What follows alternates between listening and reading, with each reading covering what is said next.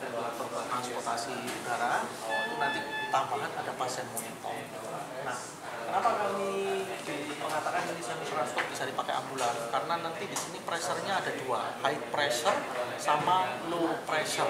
High pressure itu artinya tekanan nanti yang sentral gasnya itu dengan menggunakan tekanan bar, satuannya kan bar, itu antara 2 sampai dengan 6 bar atau tekanan atmosfer. Kalau yang low pressure itu kalau kita menggunakan tabung, jadi tabung yang biasa pakai transport, kemudian pakai manometer, itu kan tekanan rendah, pakai oksigennya dengan kecepatan antara 2 liter per menit sampai dengan 15 liter per menit. Nah, konektornya nanti ada di sini. Kita bisa lihat yang di bagian belakang ini ada 2 konektor. Nah, ini nanti yang bagi rekan-rekan jangan sampai salah dalam pemasangan. Yang ada konektor di sini, ini kita cuma butuh konektor gas oksigen aja. Untuk medical air tidak perlu karena ini sudah dilengkapi dengan turbin. Turbin itu pengembangan dari kompresor. Kalau kompresor itu kan suaranya berisik. Kemudian di situ kalau digunakan non-stop selama 5 hari dia akan panas, otomatis akan mati. Kalau dengan turbin sampai dengan 5 tahun non-stop itu tidak akan ada kendala panas. Termasuk kalau misalkan gas oksigen itu habis, turbin ini akan menghasilkan oksigen dengan konsentrasi 21%. Sehingga penggantian tabung oksigen itu kita tidak perlu tergesa-gesa, kita packing pakai Jackson Breeze, tetap aja tersambung di sini. Nah, ini yang untuk high pressure, yang di sini low pressure. Itu nanti ada konektornya. Konektornya kecil, nanti bentuknya seperti plastik tapi keras. Nanti disambungkannya dengan yang seperti ini. Nanti sambung, kemudian yang di sini sambung ke manometer oksigen. Pakai berapa liter? Ya mulai dari 5 liter sampai dengan 10 liter per menit. Tapi di situ kan kita harus hitung manual untuk menghitung yang namanya FiO2, fraction inspiration oxygen. Tadi sudah dijelaskan oleh dokter anestesinya kan. Setiap kenaikan 1 liter dia menghasilkan 0, sekian persen. Jadi dari 21 ke 22 itu kita naikkan kurang lebih antara 1 sampai dengan 2 liter per menit. Itu nanti di sini. Nanti ada programnya, nanti masuk usernya. Ini nanti kalau misalkan dipakai di ambulan, mohon jangan salah di dalam pemasangan. Karena nanti antara high dengan low, kalau kita salah di dalam setting, off katurnya di sini, kehantam nanti. Kemudian kalau bagi user, ini sebenarnya nanti ke arah PSRS ya, pasalnya sarana, tapi tidak ada salahnya apabila dari user rajin-rajin untuk checking. Minimum kalau kita gunakan non-stop 1 bulan sekali kita cek. Ini ada filternya. Jadi ini filter partikel. Ini kalau warnanya sudah hitam, ini sudah bisa kesedot nanti ke bagian dalam, termasuk ini kipas pendinginnya. Ini kemudian yang di sini ini ada HEPA filter. Tujuannya nanti kalau kita menggunakan HEPA filter, udara yang diproduksi oleh turbin itu bebas dari virus sama bakteri. Kalau ini kan filter partikel saja.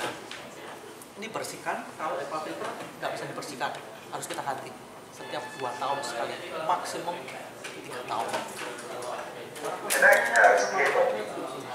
Hanya tekan, buka di sini, ini kabel powernya. Kemudian di sini adalah cara untuk melepas dari unit kalau kita menggunakan transport ambulan. Tekan, angkat, tarik. Kurang lebih sekitar bebannya itu sekitar 10 kilo. Jadi kurang lebih kita angkat 3 tabung gas LPG ya, yang melon itu, yang melon. Dan ini adalah tombol powernya. Kemudian di sini adalah tombol untuk pause alarm, rotary knob, dan ini touchscreen layar sentuh. Pengoperasiannya sama seperti nanti kita menggunakan handphone. Dan layarnya ini bisa dinaik turunkan. Kalau misalkan, kenapa ini bisa dinaikkan? Tujuannya kalau kita menggunakan transport untuk ambulan, kadang-kala kan tidak ada mejanya, kita taruh di bawah. Atau saat kita menjemput pasien, kalau yang sudah tersertifikasi ACLS kan boleh melakukan intubasi. Saya kurang tahu kalau di sini boleh nggak ya perawat yang sudah sertifikat ACLS untuk intubasi? ACLS plus ICU dasar. Sama ICU dasar, boleh kan? Ya, kita kan bisa intubasi. Kalau yang untuk GELS dari IGD, General Emergency Life Support, kan boleh pakai yang LMA itu. Nah kita bisa nanti sambil di rumah, kalau pasiennya tiba-tiba cardiac arrest, apnu, nah ini kan kita bisa sambil intubasi, kita pasang, kita kan taruh di lantai. Tujuannya ini supaya bisa naik turunkan untuk membuat kita nyaman. Nah pada waktu awal dari setting pemasangan itu kita harus lakukan yang namanya sistem cek terlebih dahulu. Sistem ceknya cukup simpel, cepat, hanya butuh waktu 3,5 menit saja.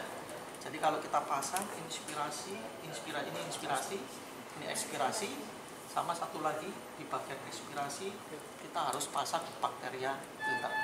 Inspirasi nggak usah, nggak apa-apa, lebih bagus sih dua-duanya kita pasang kan untuk mengamankan pasien, tapi yang penting itu juga tenaga medisnya supaya tidak tertular kan. Kita nggak tahu pasien ketika diberikan bantuan nafas ada penyakit menular di paru-paru atau tidak. Kenapa? Karena ini kalau yang masuk kan kita berikan yang udara bersih, steril ibaratnya. Yang keluar, nah ini kan ada sebagian yang ikut keluar. Beda kalau mesin anestesi kan dia ditampung, kemudian nanti masuk di dalam tampung, dikeluarkan masuk ke HEPA filter. Nah ini kita perlu pasang yang namanya bakteria filter. Nah pada waktu pertama kali kita masukkan ke leak test.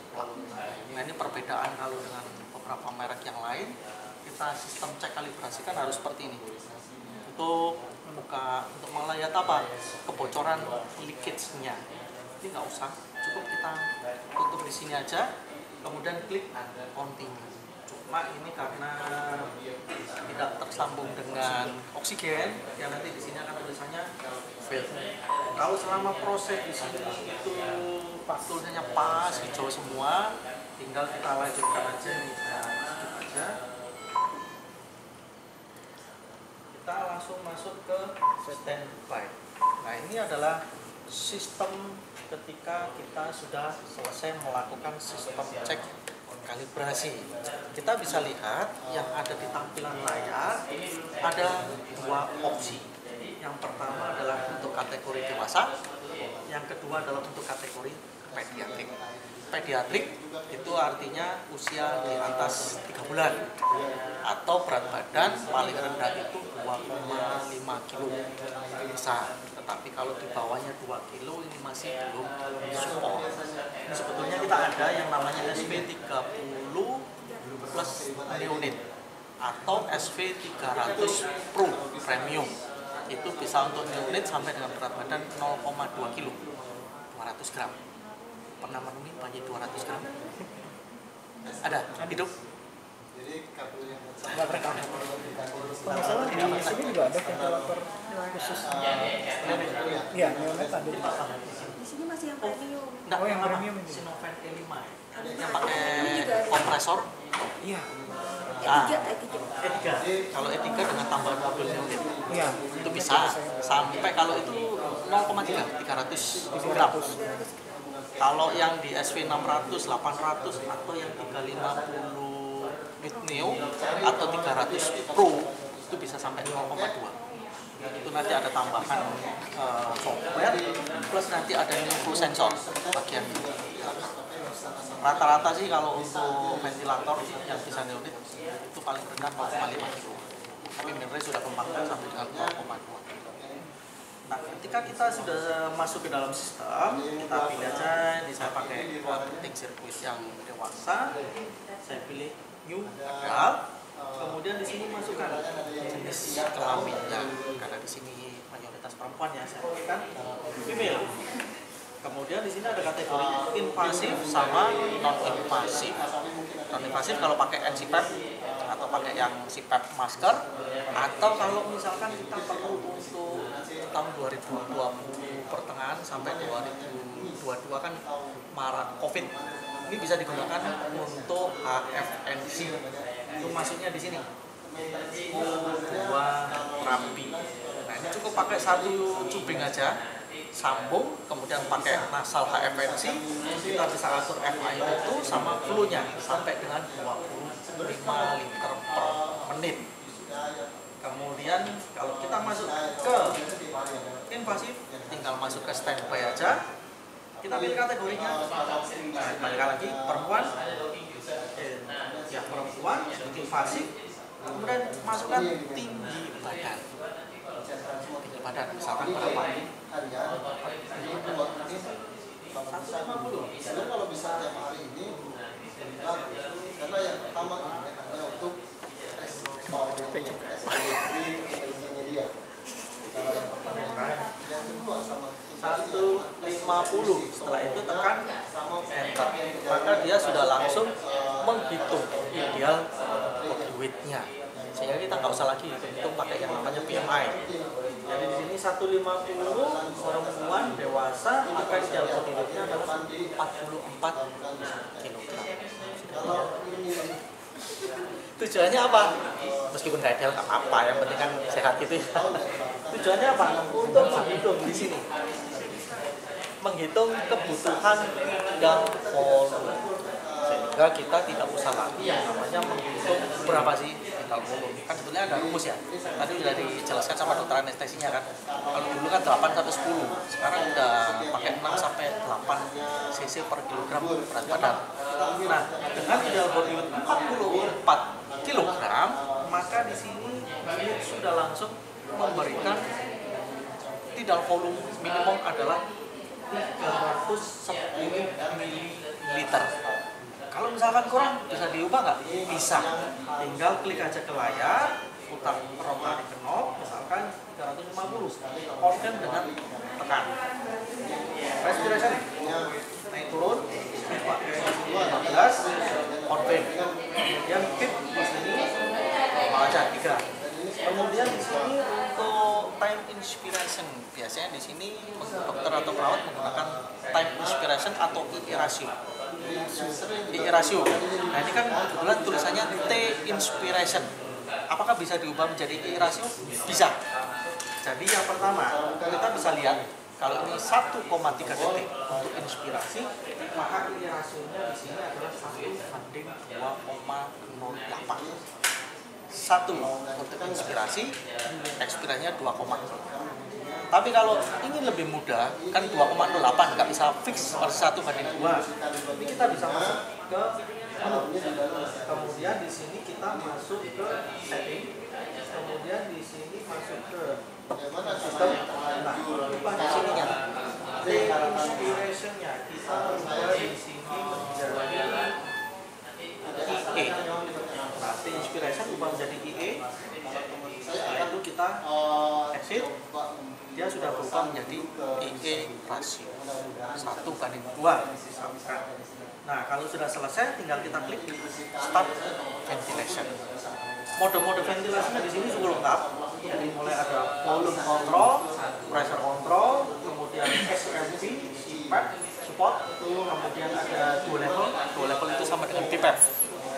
Jadi kalau CPAP itu kan diberikan secara terus-menerus continuous tekanannya, biasanya pasien akan capek. Kalau BPAP tekanannya itu dia masih diberikan kesempatan untuk ekspirasi. Kemudian ada tambahan lagi di sini yang namanya PRVC SCMP. Kalau di sini ada Hamilton, itu namanya adalah volume garanti. SCMP VG, volume garanti. Itu biasanya dipakai untuk pasien pediatrik sama neonat. Terus ada yang namanya AMV. Kalau di Hamilton trigger namanya ASV. ASV itu kan Assist Support Ventilation. Kalau AMV di sini Adaptive Minute Ventilation. Perbedaannya apa? ASV sama dengan AMV. Kalau ASV, Assist Support, dia itu memberikan asistensi. Jadi ketika ada triggering dari pasien untuk nafas spontan, dia baru akan mengambil, melepas atau mengambil alih. Tetapi bedanya nanti dengan AMV itu nanti kita bisa lihat, yaitu memberikan kenyamanan bagi pasien. Kalau ASV itu masih ada sedikit tabrakan antara nafas spontan dengan mesin. Tapi kalau AMV itu dibuat lebih nyaman, sehingga yang namanya tabrakan atau asinkron itu betul-betul diminimalisir. Kita akan lihat satu persatu ya. Nah, yang pertama di sini volume assist control. Kenapa menggunakan volume assist control, bukan lagi volume control? Saya tadi tidak ikut materi dari anestesinya, tadi bilangnya pakai pakai yang volume control atau volume assist? Volume control ya. Kalau volume control, ketika kita setting IE rasio 1:, kita bisa lihat di sini grafiknya. Ketika inspirasi 1, dia ekspirasinya 2 kali dari inspirasi. Kalau volume control ada auto triggering, pastinya tiba-tiba ada nafas spontan. Ini dia tidak akan memberikan sama sekali. Di sini tidak ada jeda. Jadi fix dia paten. Jadi misalkan ya seperti ini. Tiba-tiba tengah. Tidak bisa. Dia harus nunggu fase end of expiration-nya untuk masuk ke inspirasi. Akhirnya apa?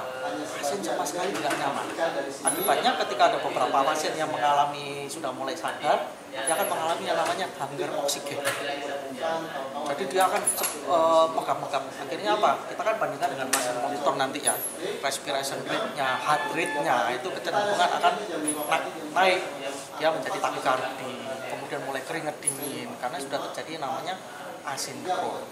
Kemudian kita lapor kepada dokter. Dokter pasti akan minta turunkan tapering menjadi SMV. Tapi ternyata di SMV nggak kuat. Nah itu yang menjadi perbedaan. Kalau nggak kuat balik lagi ke volume control, tabrakan lagi kan. Akhirnya pasien harus diberikan sedasi, mungkin masuk propofol supaya nanti tidak terjadi asinkronisasi.